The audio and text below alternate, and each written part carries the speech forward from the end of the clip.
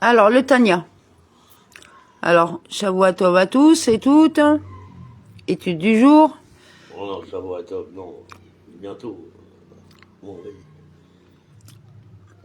Rêve Tov, si vous préférez. Alors, 3 Nissan, 5785, écoutez Amarim, chapitre 38, suite. Et bien que la lumière, force vitale, divine, créatrice présente en tous les deux, le corps et l'âme, soit identique au regard de la dissimulation de la face. C'est-à-dire que la face, l'aspect profond et essentiel de la lumière divine, soit pareillement occultée. Et que les vêtements dans lesquels la lumière se dissimule, se voilent et se revêtent soient identiques pour le corps et pour l'âme. Car tous deux, l'âme et le corps, relèvent de ce monde, dans l'ensemble duquel, c'est-à-dire dans l'ensemble des choses de ce monde, matériel comme spirituel, la lumière et vitalité, issues du souffle de la bouche de Dieu, se dissimulent pareillement. Au regard de la dissimulation de la face et de la descente successive des niveaux qui constituent l'enchaînement des mondes, de niveau en niveau, avec de nombreux et puissants tsitsumim, contractions, jusqu'à se revêtir dans la Klipa Noga pour donner vie à la totalité de ce monde matériel. On décrit ici le processus descendant de la force vitale divine, qui procède du souffle de sa bouche, référence à Maklut, du monde d'Atsilut, pour donner vie aux êtres créés dans ce monde matériel. Le Tanya évoque ici plusieurs éléments qui participent à cette descente. A. Une descente de niveau en niveau. B. De nombreux tsitsumim. C. De puissants tsitsumim. D. Le vêtement de la Klipa Noga. Qu'est-ce à dire plus précisément? A. Une descente de niveau en niveau.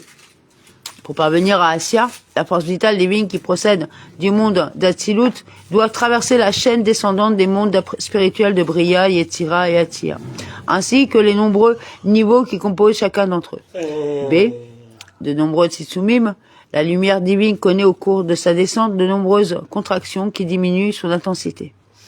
Mais cette descente et ces contractions, aussi nombreuses soient-elles, ne permettraient pas encore la création d'une existence matérielle à partir de la lumière divine. Tel est donc l'objet des C puissants, tsitsumim, c'est-à-dire des tsitsumim qui modifient complètement la nature même de la force vitale, et non seulement son intensité, au point qu'elle puisse créer et donner vie à des êtres physiques. D.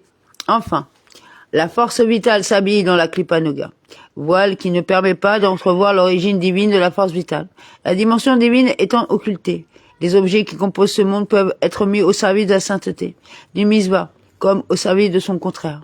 Tel est, précisément, l'objet de la Klipa Noga, défini au premier chapitre du Tanya comme un mélange de bien et de mal, susceptible, par conséquent, de s'ouvrir à des horizons différents. Ainsi, la force vitale divine, après de nombreux tsitsumim, se revêt du voile de la Klipa Noga afin d'animer toutes les choses de ce monde, permises ou interdites. C'est-à-dire toutes les choses de ce monde qui sont permises et pures et qui reçoivent la vitalité directement via le voile de Klipa Noga, et à partir de la Klipa Noga et à part son biais, les choses impures et interdites qui relèvent des 3 clipotes impures reçoivent leur vitalité. Ces dernières reçoivent également leur vitalité par l'entremise de la Klipa Noga, car la Klipa Noga est un niveau intermédiaire entre la sainteté, source de toute vie, et les 3 clipotes impures comme dit plus haut. Il en ressort que la lumière et vitalité divine émanante à l'ensemble des détails de la création est pareillement vêtue du voile de la Klipa Noga qui occulte sa dimension divine. De ce point de vue, matière et esprit, corps et âme, sont similaires. Néanmoins, le rayonnement divin, c'est-à-dire le flux de vitalité par lequel Dieu illumine et donne vie à la création à travers ce vêtement de la Klipa Noga,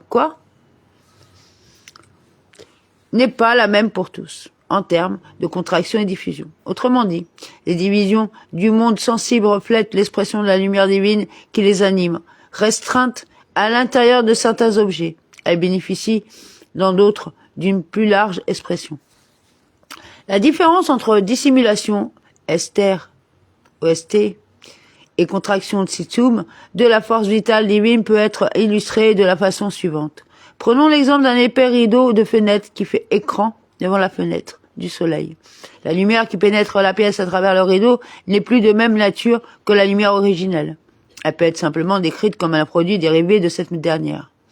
C'est ce que l'on appelle ici dissimulation-occultation. En revanche, si l'on bouche simplement la fenêtre en ne laissant qu'une infime ouverture pour donner du jour, la lumière certes restreinte et contractée demeure cependant exactement la même. Dans notre contexte, la Kripa Noga est le voile épais qui occupe pareillement la lumière divine créatrice de toutes les créatures de ce monde. Cette lumière varie, toutefois, quant à son degré de contraction et de manifestation, d'une créature à l'autre. C'est là que, de la même façon, réside la différence entre corps et esprit. Amen. Tu vas rajouter autre chose ?